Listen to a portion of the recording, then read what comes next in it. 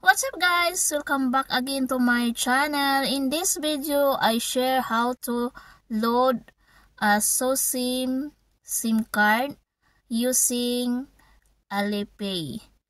So, ito ang gagawin ko na tutorial ngayon mga guys kung paano mag-load sa SoSIM na number at saka yung bayad natin sa from Alipay.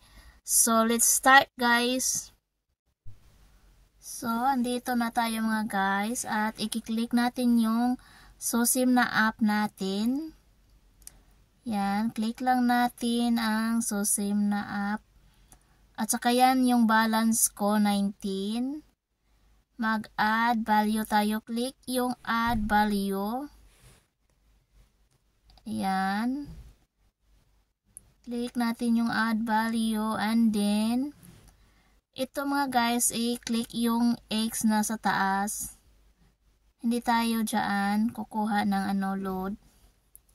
So, click natin yung X sa taas. So, ito na siya mga guys. Dito tayo ng load. Scroll down natin. And then, click online recharge. Scroll down guys. And then, you click online recharge. Yes. So, ayan, may nakasulat na 100. Ano natin yan mga guys? Delete. Kung magkano gusto mo yung load, i-type mo dito. So, ako, ang ilo-load ko lang mga guys is $40 kasi may balance pa ako. So, sulat natin yung 40. So, ayan na siya mga guys. 33 to 49. So, yan na. And then, scroll down. Pagkatapos natin dyan, scroll down lang at saka dito sa baba. So, ayan yung mga load mga guys na pagpilian mo. So, dito na yung Alipay 8K. Ayan, click lang natin. And then, add value. So, antayin natin siya mga guys kasi naglo-loading pa. So, ayan na siya. Pay now. Click the pay.